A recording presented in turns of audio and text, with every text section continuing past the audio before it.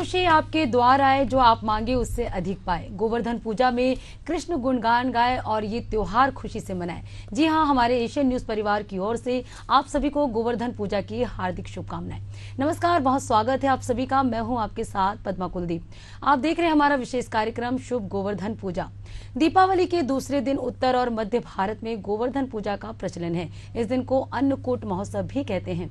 आज के दिन गोवर्धन पर्वत की आकृति बनाकर पूजा की जाती है। पुराणों के मुताबिक द्वापर युग में सबसे पहले भगवान श्री कृष्ण के कहने पर ही गोवर्धन पर्वत की पूजा की गई थी। व्यावहारिक नजरिए से देखा जाए तो इस परंपरा के पीछे प्रकृति पूजा का भी संदेश छुपा है। गोवर्धन पूजा में गौधन यानी गायों की पूजा की जाती है और गायों को देवी लक्ष्मी का स्वरूप भी कहा गया है। इसे अन्नकूट के नाम से भी जाना जाता है। क्या है गोवर्धन पूजा का शुभ मुहूर्त, किन पूजा विधि से करेंगे, क्या मान्यता है, क्या इसकी कथा है, इन सब की विस्तार से चर्चा करेंगे। हमारे साथ मौजूद है पंडित विनीत शर्मा जी। पंडित जी, बहुत बहुत स्वागत है। नमस्कार जी पंडित जी, सबसे पहले हम जानेंगे गोवर्धन पूजा का क्या शुभ मुहूर्त है। गोवर्धन पूजा जो है कार्तिक शुक्ल पक्ष की प्रतिपदा तिथि को यानी कि प्रथमा तिथि को मनाया जाने वाला यह पावन पर्व है। यह पूजन का जो मुहूर्त है इस दिन सुबह 7:13 से लेकर के सुबह 9:28 तक यह वृश्चिक लग्न में बहुत ही अच्छा मुहूर्त है। उसके उपरांत धनु लग्न में 9:28 से लेकर सुबह 11:34 तक का यह मुहूर्त है। इसके उपरांत अभिजित जो मुहूर्त की बेला है वह 11:36 सुबह से लेकर दोपहर 12:24 में यह अभिजित मुहूर्त मनाया जाएगा। इसके साथ ही साथ वृषभ लग्न की बेला में शाम 6:10 से लेकर रात्रि 8:09 तक के गोवर्धन पूजा का यह अत्यंत शुभ मुहूर्त मनाया जाएगा। इस मुहूर्त में भगवान कृष्ण की पूजा करना, गोवर्धन की पूजा करना बहुत शुभ माना गया है। यह जो पर्व है साथ ही साथ बलि प्रतिपदा के नाम से जाना जाता है। राजा बलि वामन अवतार के रूप में भगवान विष्णु जी ने वामन अवतार लिया था और विजय प्राप्त की थी। तो यह असत्य पर सत्य की जीत का, अनीति पर नीति का जीत के पर्व के रूप में मनाया जाता है। ऐसी मान्यता है कि भगवान वामन के रूप में भगवान विष्णु का जो है प्रतिवर्ष आगमन इसी तिथि को होता है। तो यह पर्व बलि प्रतिपदा के रूप में भी जाना जाता है। और साथ ही अन्नकूट, नए अन्न जो है खेत से जो नए अन्न उत्पादन होते हैं, नूतन वर्ष के स्वागत के लिए, श्रृंगार के लिए, नूतन वर्ष के परस्पर हर्ष के लिए और उसका स्वागत करने के लिए नूतन फसलों से भगवान नूतन फसलों की पूजा करते हुए इस पर्व को मनाया जाता है। इसलिए यह अन्नकूट पर्व के रूप में भी जाना जाता है। और साथ ही नारी कर्तिक निरंजन यानी आज के दिन आरती करना। आरती करने का अर्थ होता है कष्टों को बारना, कष्टों को हटाना। तो आरती करने से हमारे जीवन के जो सब कष्ट हैं, विघ्न हैं, बाधाएं हैं और विपदाएं जो हैं वह दूर होती हैं। तो यह पर्व निरंजन, नारी कर्तिक निरंजन के रूप में भी मनाया जाता है। इन सभी मुहूर्तों में इस सभी तरह की पूजा जो है, अन्नकूट की पूजा, गोवर्धन की पूजा, गोबर की पूजा, गौ माताओं की पूजा, बैलों की पूजा करने का विधान है।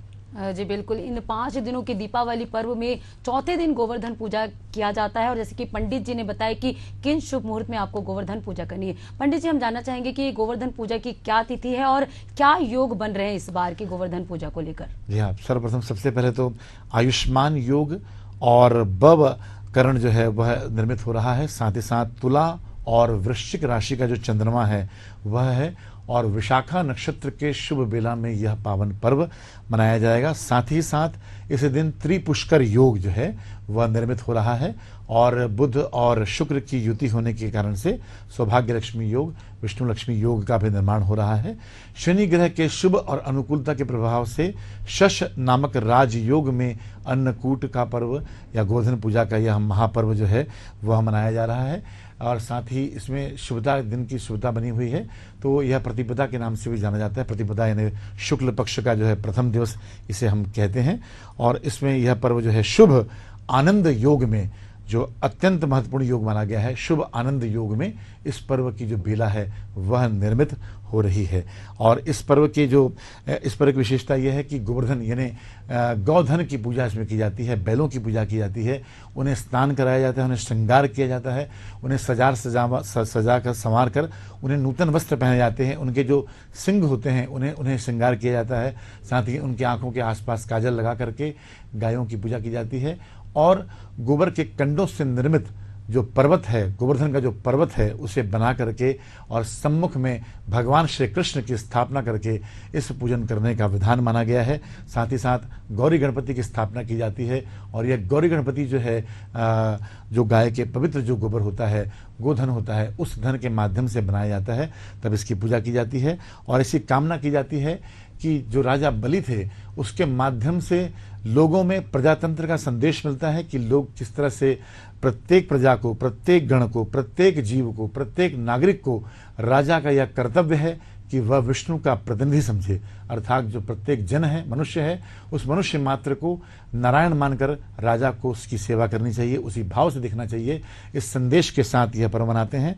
भगवान कृष्ण ने जब इंद्र जब है रुष्ट हो जाते हैं और लगातार वृंदावन पर, ब्रज पर वर्षा करते हैं, तो 7 दिनों के लिए भगवान कृष्ण ने अपनी छोटी उंगली से गोवर्धन पर्वत को उठा करके सभी गोप बालिकाओं की, मनुष्यों की, सब जनजातियों की, सभी की रक्षा की और पूरे प्रकृति की रक्षा करी। और इस तरह से उन्होंने ब्रज को और मथुरा वासियों की रक्षा करके एक नया संदेश दिया। तब उसके उपरांत जो है इंद्र देवता को भी भगवान कृष्ण से क्षमा याचना करनी पड़ती है।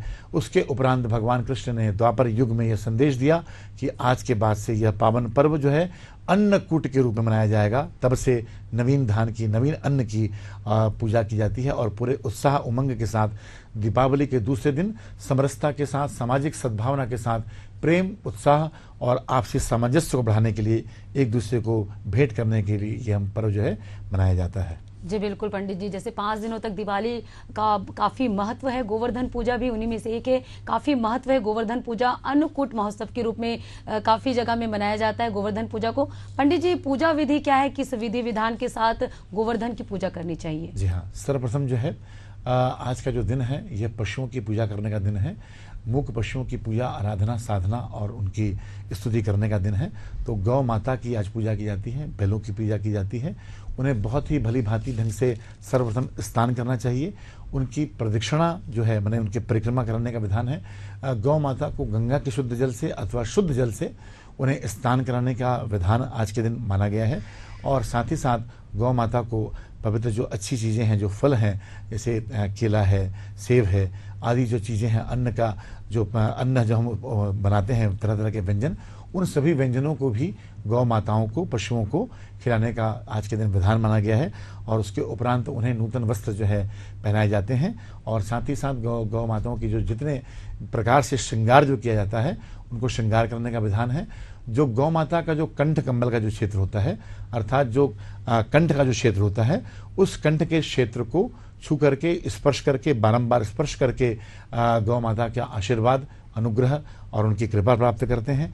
साथ ही जो पूरा जो पूजन होता है गौधन से संचालित होता है।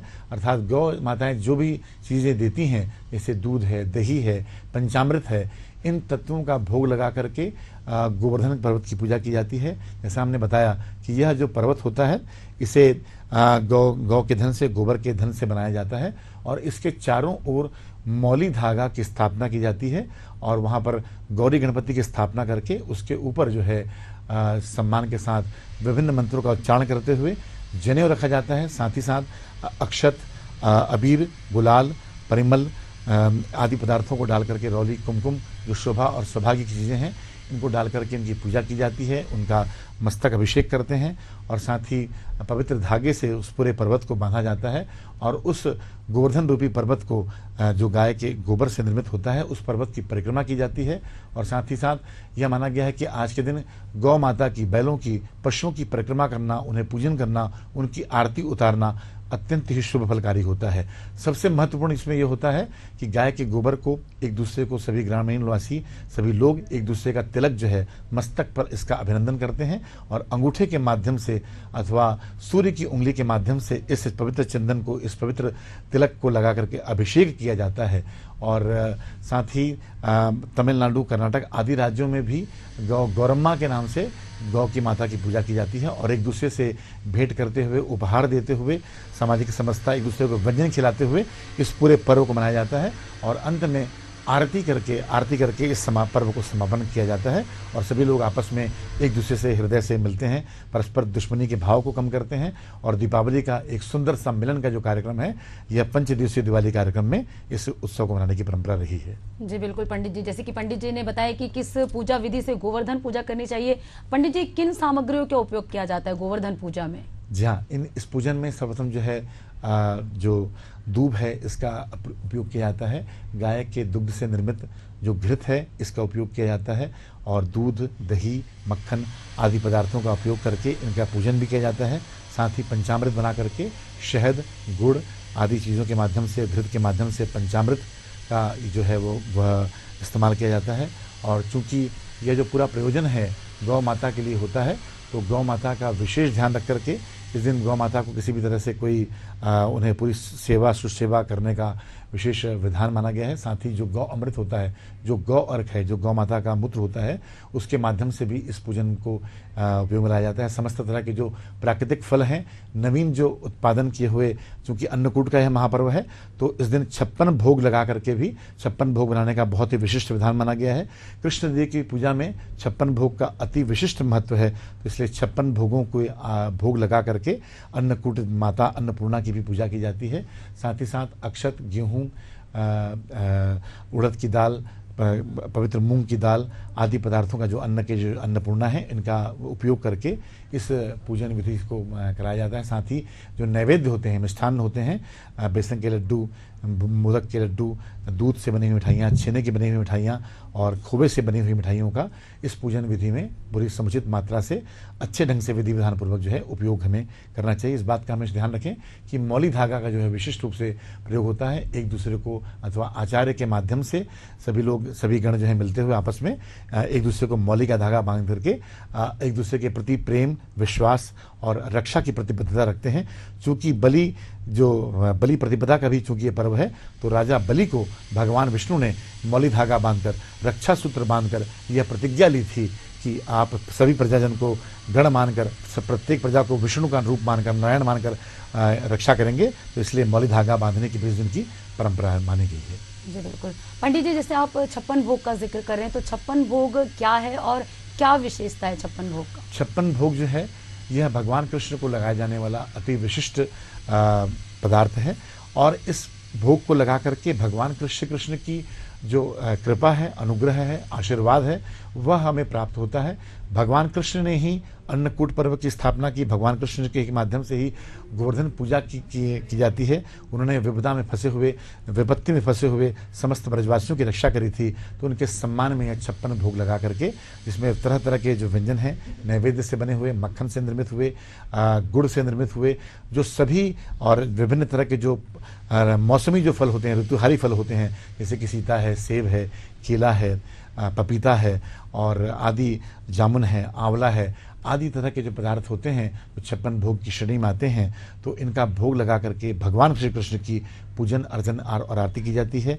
भगवान श्री कृष्ण के लिए आज के शुभ दिन जो है ओम केशवाय नमः, ओम गोविंदाय नमः, ओम ऋषिकेशाय नमः, ओम कृष्णाय नमः, ओम नमो भगवते वासुदेवाय और पवित्र कृष्ण गायत्री मंत्र के माध्यम से भगवान कृष्ण की आरती की जाती है, पूजन किया जाता है और 56 जो भोग है उन्हें अर्पित किया जाता है। तदुपरांत भगवान की पूजा आरती उपरांत करने के उपरांत इन 56 भोगों को विधि विधान पूर्वक पूरे स्वच्छता के साथ, निर्मल मन के साथ सभी गण जो हैं वह ग्रहण करते हैं और यह प्रसाद के रूप में, यह एक औषधि के रूप में, एक जड़ी बूटी के रूप में स्वास्थ्य को सुधार करने की दृष्टि से इन सभी 56 भोगों का निर्माण उसमें किया जाता है। जैसे कि इसमें पंचमेवा का उपयोग होता है, पंचामृत का उपयोग होता है, साथ ही जो खीर है वो बनाई जाती है, अन्न का उपयोग किया जाता है और सुंदर से जो खिचड़ी होती है जो औषधि गुणों से सुसंपन्न होती है, इस तरह की चीज़ों को, इस तरह के पवित्र अन्न का उपभोग करके इस पवित्र कार्य को बनाया जाता है।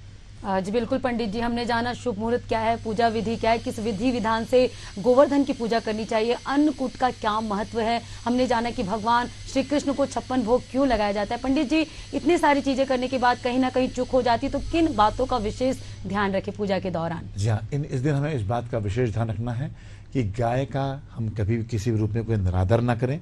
पशु पक्षियों के प्रति, चूँकि आपने बताया कि यह प्रकृतिजन्य त्यौहार है, प्रकृति का त्यौहार है, और प्राकृतिक समरसता जो है वह इससे मिलती है, सामाजिक समरसता मिलती है।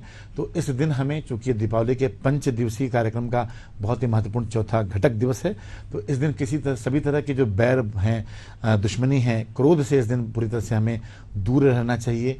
मानसिक तनाव से हमें पूरी तरह से दूर रहना चाहिए। पूरी तरह से स्वच्छता का ध्यान रखना चाहिए। इस दिन हमें नूतन वस्त्र का धारण करना चाहिए, नूतन अन्न का सेवन करना चाहिए। इस बात का हमें विशेष तौर पर बिल्कुल ध्यान रखना चाहिए। और गाय का किसी भी रूप में निरादर ना हो, गाय का अपमान ना हो, पशु पक्षियों का अपमान ना हो, प्रकृति का अपमान ना हो। और इस दिन ध्यान रखें कि यह जो शुभ दिन होता है, क्योंकि प्रकृति के सेवा का दिन होता है, तो इस दिन नूतन नवीन वृक्ष लगा करके भी इस पावन पर्व को मनाने की परंपरा जो है वह मानी गई है। इस दिन दुश्मनी के समस्त भावों को त्याग देना चाहिए। जैसा हमने बताया कि एक दूसरे को मौली धागा बांधकर इस पर्व को मनाया जाता है, तो यह प्रेम, समरसता, विषमताओं को दूर करने का पर्व है। प्रतिकूलताओं को भुला करके अनुकूलताओं निर्मित करने का पर्व है।